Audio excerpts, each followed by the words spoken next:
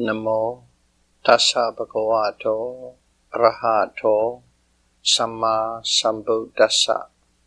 Namo Tassa Bhagavato Arahato Samma Sambuddhassa. Namo Tassa Bhagavato Arahato Samma Sambuddhassa.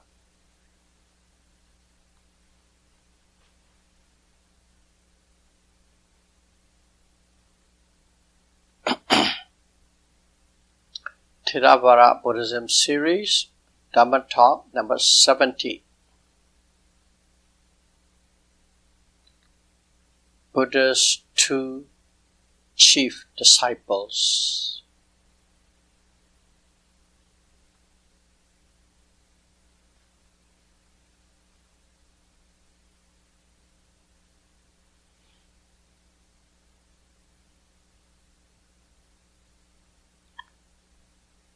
Buddha was in Rajagaha city in Magadha kingdom. That city was the hub of many religious groups.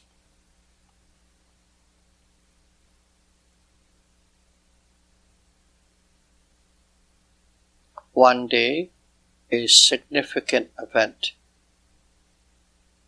happened which had a tremendous impact on the Buddha's ministry,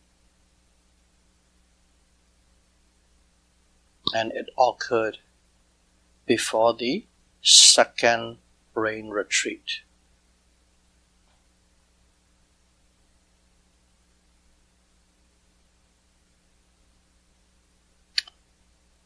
In Rajagaha, there were 6 popular religious teachers at that time. One of them, Parabija bin Saya, lived in the city. He has a center in the city. And he was assisted by the 2 brilliant students, Upadisa and Golika. Their names are Upadisa and Golika. They were assistant to the teachers, and the teacher has a followers of 250 students. Most of them are from the city, rich, wealthy, intelligent caste. Upadisa and Kolikas are from Brahmana class, intellectual class. However, 2 friends were unsatisfied with what they learned from their teacher and wanted to search further.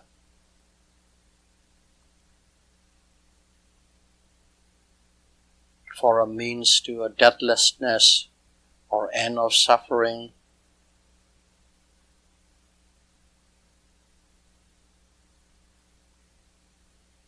But they help teaching or assisting the teacher to teach these followers. In fact, they pull most of the loads.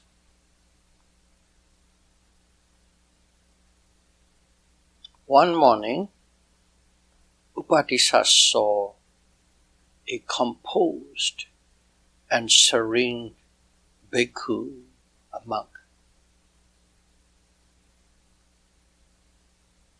who was going on an alms round. That bhikkhu name was Asaji, Bhikkhu Asaji. Bhikkhu Asaji was the youngest monk of the first 5 disciples of the Buddha. Do you remember? There are 5 ascetics attending Buddha to be while he was practicing austerity programs. And they became their first 5 disciples. And the youngest was Asaji.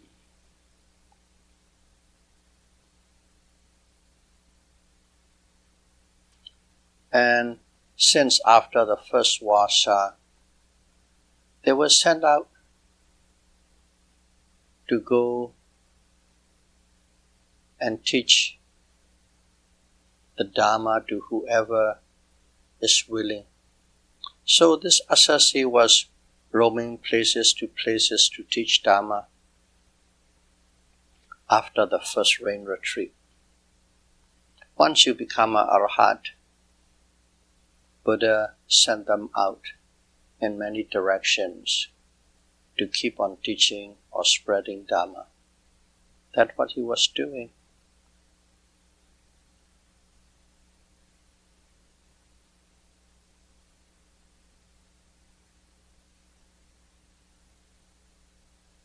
Asaji was so composed, full of sense controls, unhurried manners, calm.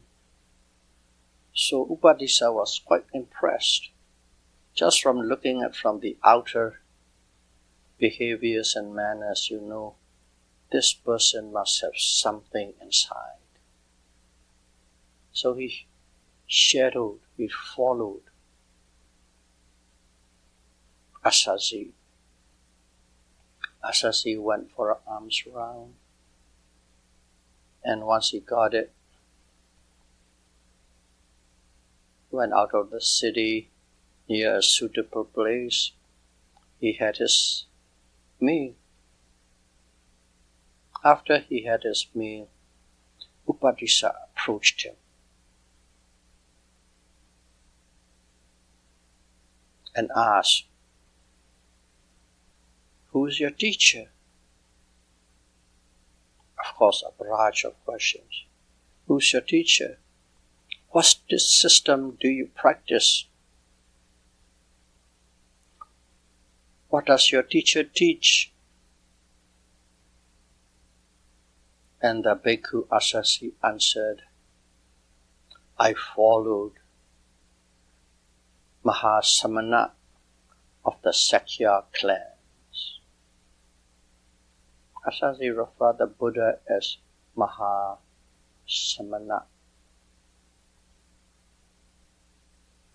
great Samana, and he's from the lineage of the Sakya clan. So that was the first answer. Who was your teacher? This is my teacher.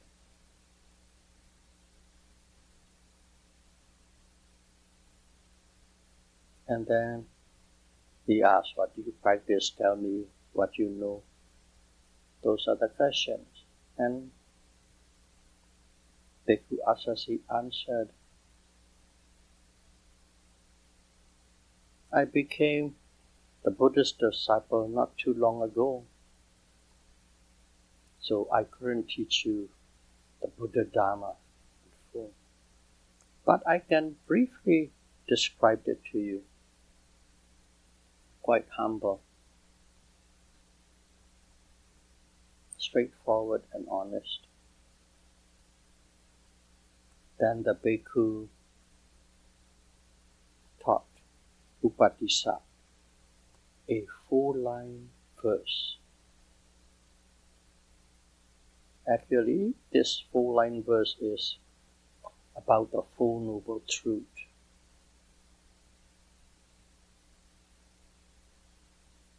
And it runs like this. at the best of my translation.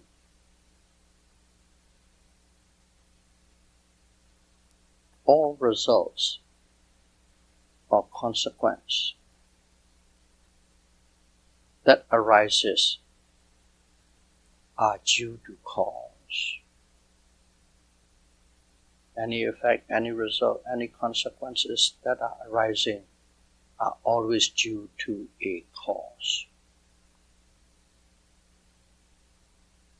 And then, due to cessation of causes, all results ceased to exist. That's it. That is the full-line verse in Pali. Pali is a commonly used language in Magadha Kingdom. Lay people language, Magadha language, that's Pali, now is dead, not used anymore, except for the scholars and some monks.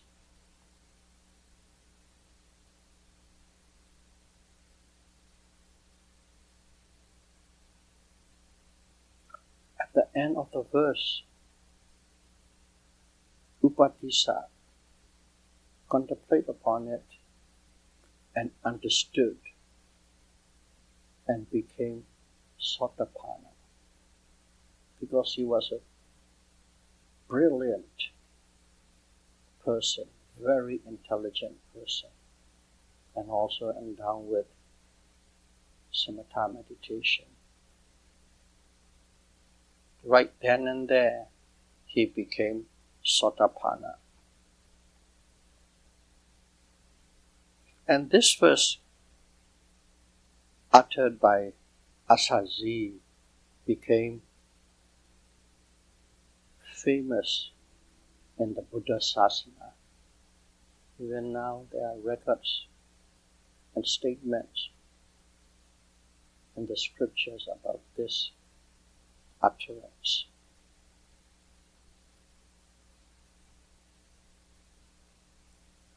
And after that, after he became Satipatthana, he was happy and excited. He went back to his center and shared what he had learned with his close friend, Kalila.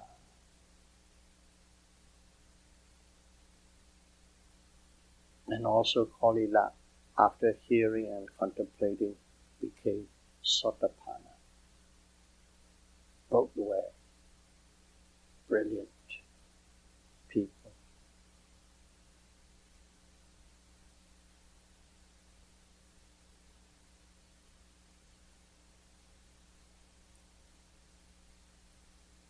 And both of them discussed and decided, we are going to follow the Buddha.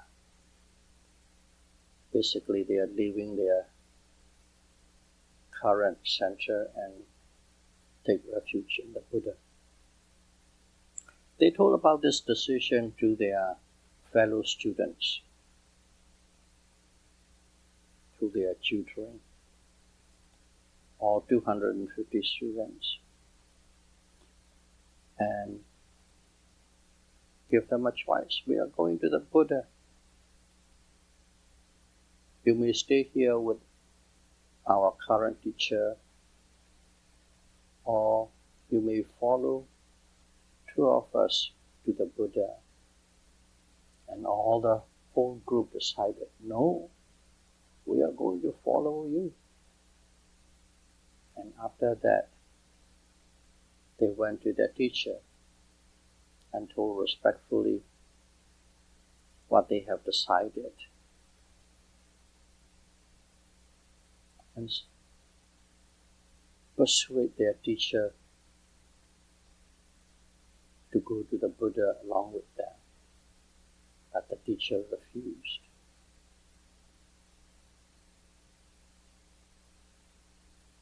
The teacher refused.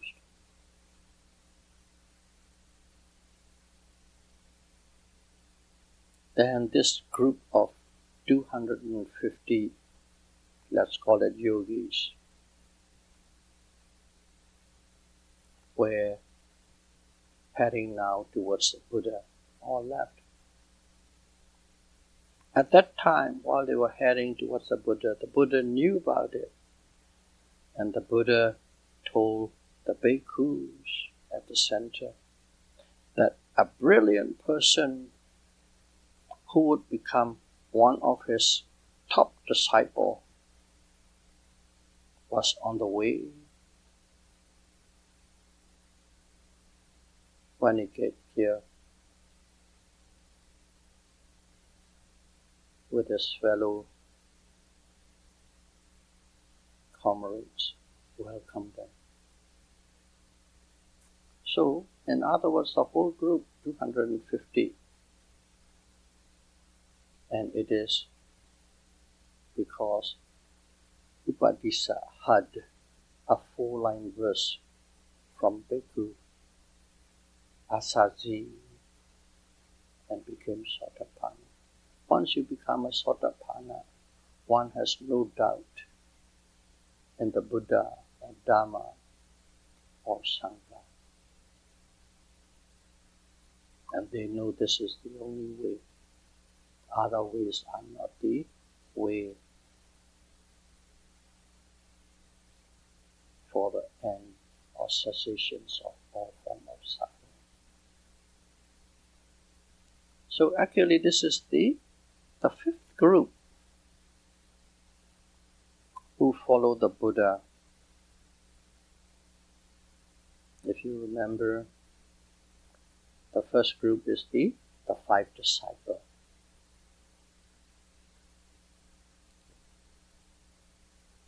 And the second group is during the rain retreat. A wealthy man's son, Yasa, altogether collectively 55 of them became Buddha's disciple. And Arahant, we are naming only who became Arahants. So 60.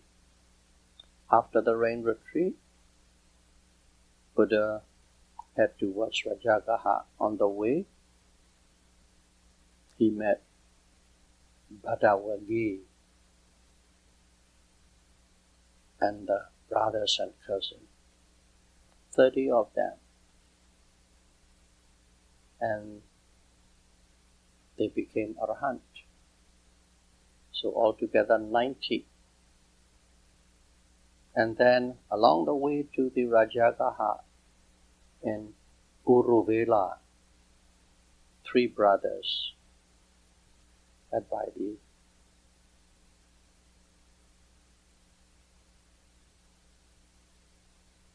three brothers, altogether 1,000 of them practicing in that forest.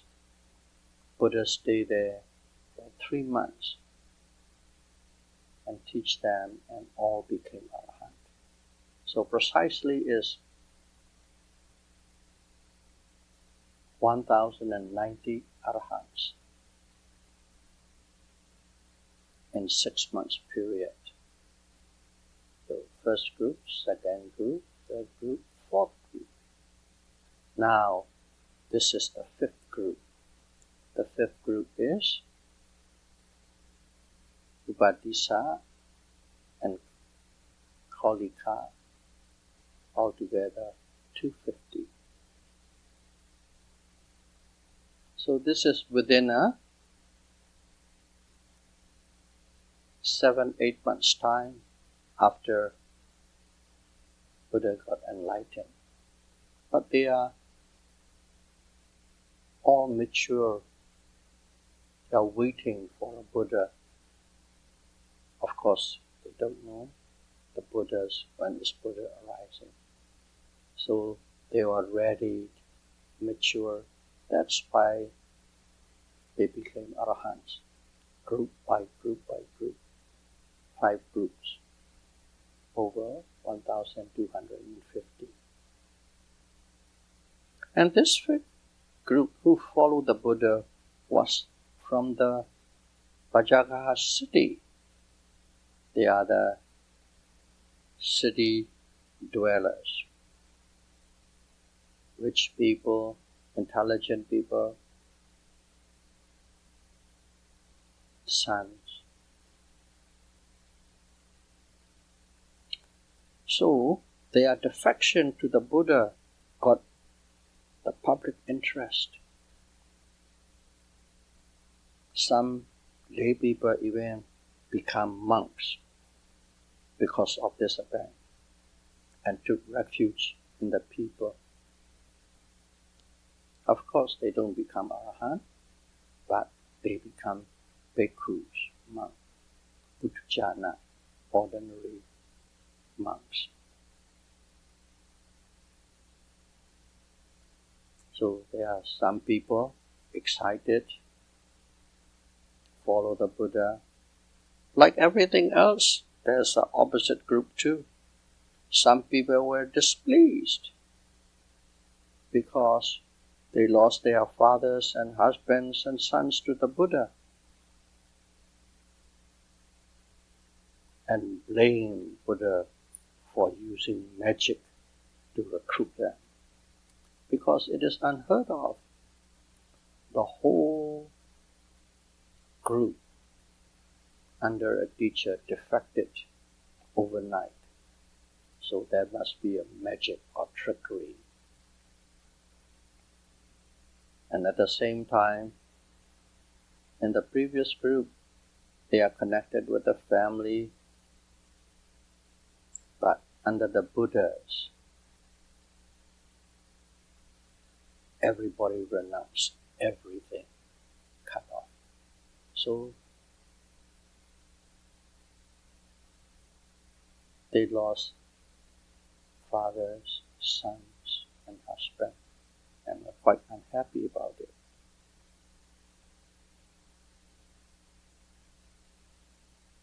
They accused the monks, because monks have to go arms round every morning.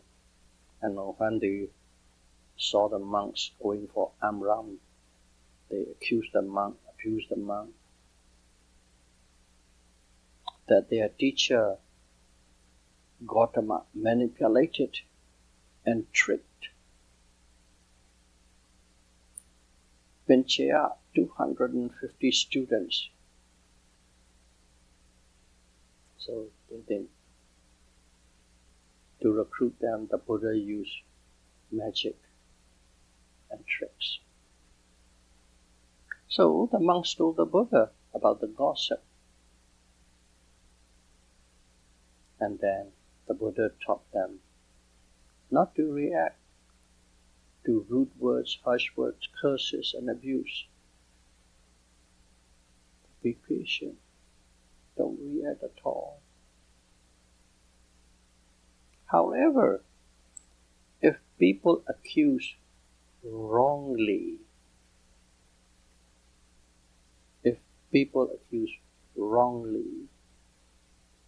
one is responsible for calmly answering the truth. It is not that you have to keep your mouth shut all the time. If people curse at you, okay. Swear at you, okay. Be patient. Be non-reactive. But if people are accusing wrongly, in other words, misinformation going on, one must answer with truth, calmly.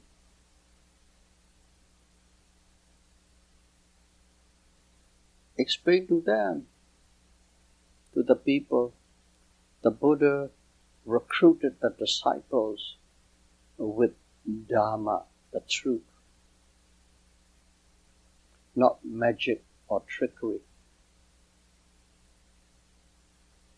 Dharma is not blameworthy. The act is not blameworthy. And also, if people blame or praise, it only lasts for 7 days.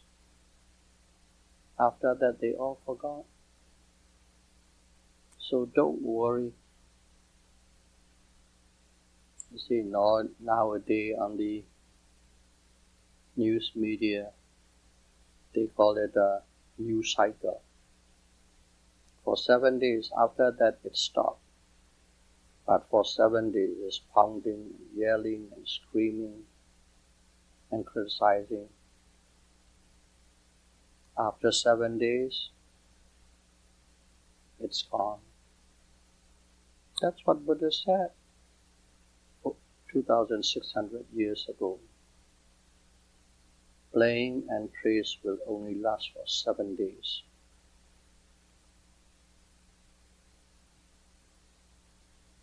That's how the Buddha taught the monks how to respond. So the whole group now is at the Buddha's place. And on the full moon day of January, 3 months after the first rain retreat of the Buddha, and before the second rain retreat, 3 months after, but still before the second rain retreat, Buddha gave meditation instruction to the two friends, Upadisa and Kolika, on the full moon day of January. Kolika became an arahat in 7 days. And that 7 days, there's an interesting thing took place because it became a sutta. Buddha delivered the discourses on how to overcome sloth and torpor.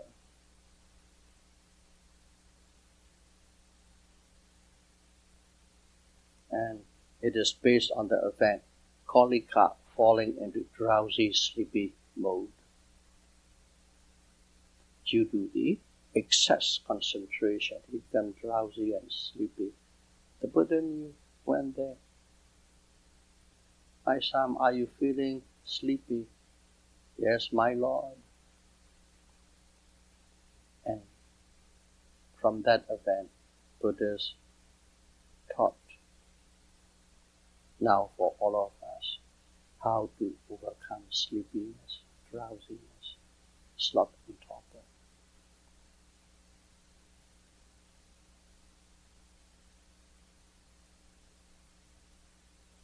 But for Upadisa, it took 2 weeks for him to become an arahant.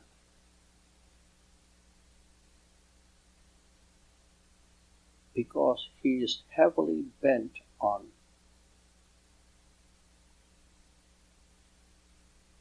wisdom. He went into detailed analysis of mind and matter whenever he experienced something. So it took him a long time, 2 weeks, twice as long as his friend.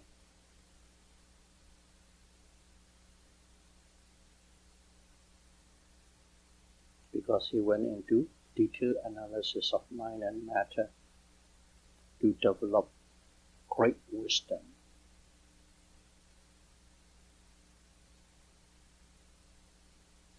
And it's written in the scripture how he became an arahant. He became an arahant while fanning and listening to the Buddha. The Buddha was delivering a teaching, Vedananupassana, mindfulness of the feeling, observation on feeling, to Upadisa nephew, Dinga Nikha. Actually, the the Buddha was teaching Dinganika. The subject is Vedana-nupassana. At that time, Upadisa sat beside, and Buddha fan so that to cool the temperature down, or the insects may not bite the Buddha. But at the same time, he was listening to the sermon. And at that time, upon contemplation of the Vedana-nupassana, he became Arhat.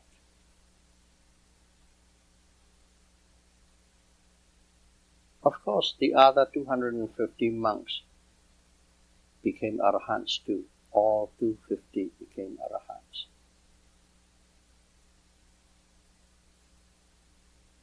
They started in the full moon day of January, and on the full moon, by the full moon day of February, all became Arhat, 250.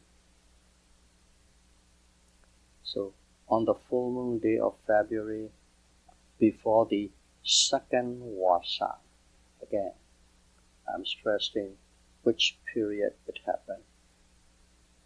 Before the second Vasa, 1,250 Arhats plus ordinary monks, Puthujjana monks,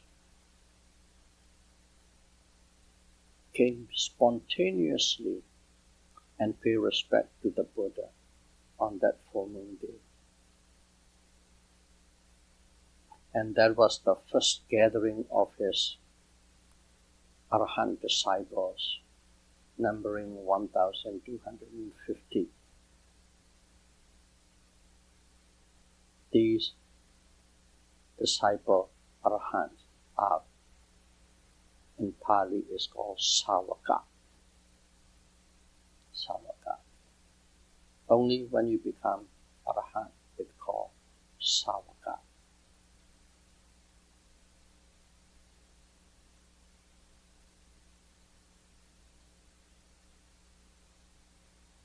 And here, we'll talk about how these Upadisa and Golika become known under Buddha Sasana. The Buddha and the fellow bhikkhus call Upadisa Venerable Sariputta. Everybody have heard this name, Sariputta. What it means is son of Sari. Buddha is the son, Sari is the mother's name, the son of Sari. They called it lovingly and respectfully. To understand it, we'll give you the current example. My teacher is called Chamyi Sayadaw. But his given name as a monk is called Janaka. But people hardly call him Janaka. People call him Chamyi Sayadaw. Because the center, his center is called Chamye Yeta, peaceful abode. And Chamyi Sayadaw means Sayadaw of peace. That is lovingly and respectfully called when one deserves it. And in the same way, Upadisa is called Sariputta, son of Sari. That's how we will see in the scripture, Sariputta, Sariputta, Sariputta, Venerable Sariputta. And his friend Golika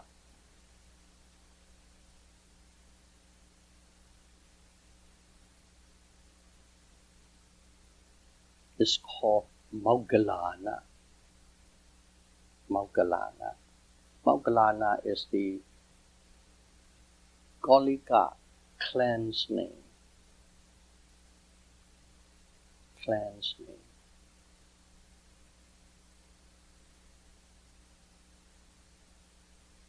Based on the clan names, he is called Moggallana. They don't call him his real name, Golika.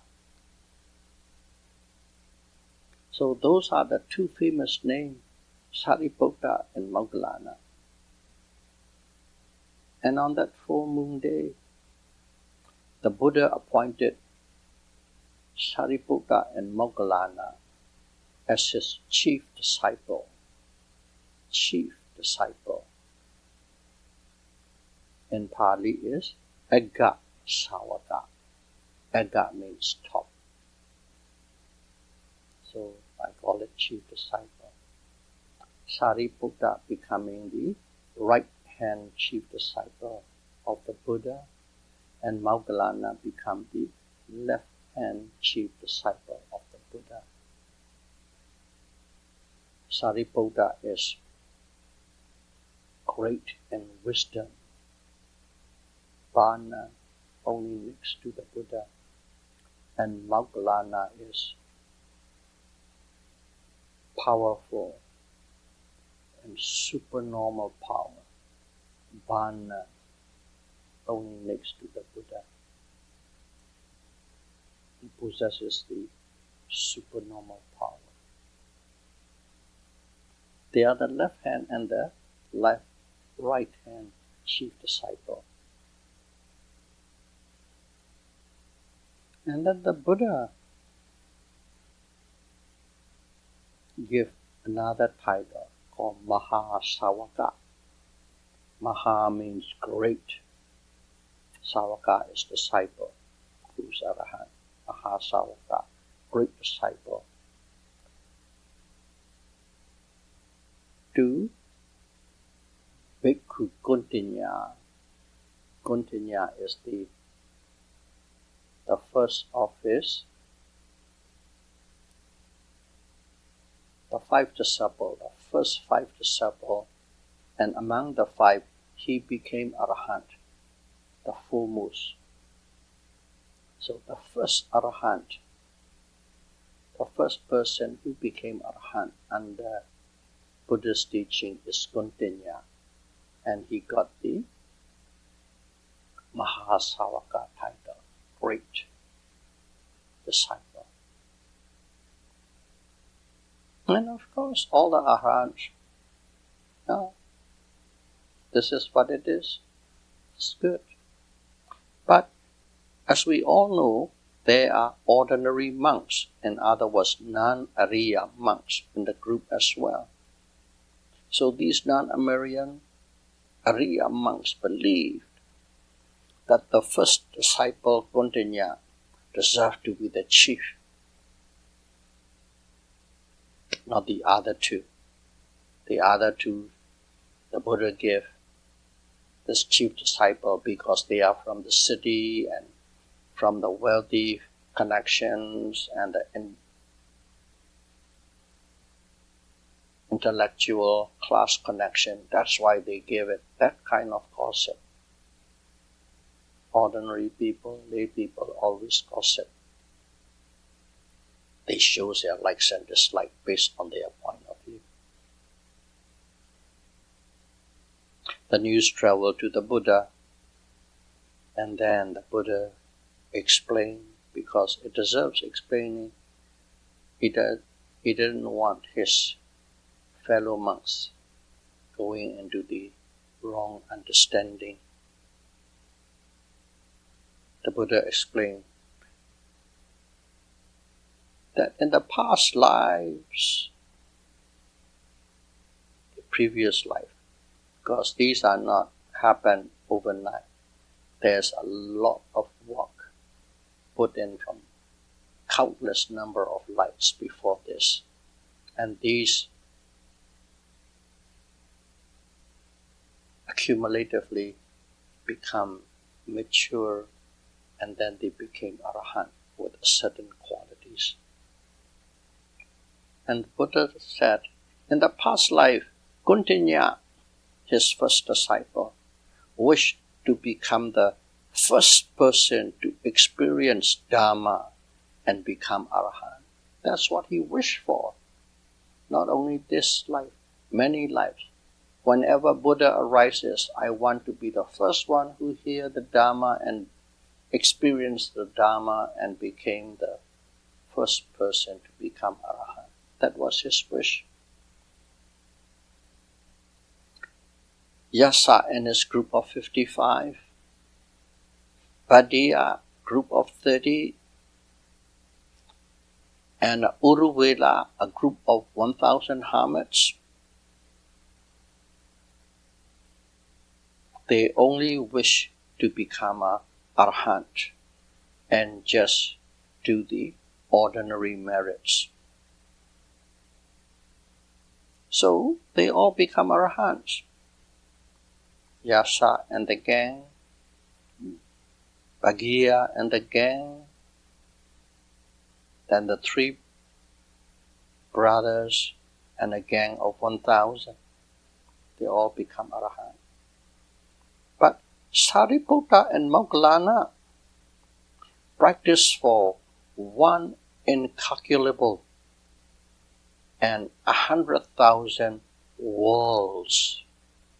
That much they practice. And with that practice, they wish to become the chief disciple of a Buddha in the future. Chief disciple. That much it requires.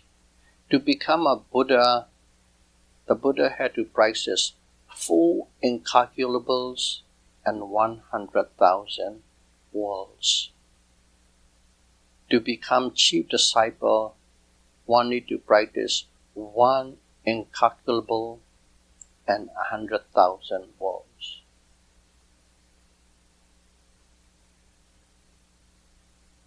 And to become a great disciples, Mahasavaka, one need to practice 100,000 world cycles and wish for it. These are their wishes. So the Buddhas give this title according to their wishes, practice, and the merits they have put in their past lives, so that all the monks become on the same page. And of course, only then the ordinary monk understand. So these 2 chief disciples made outstanding contributions to assisting the Buddha throughout the ministry.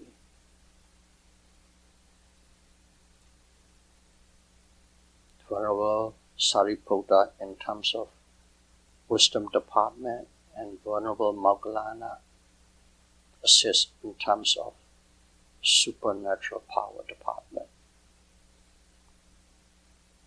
They assist the Buddha till both passed away.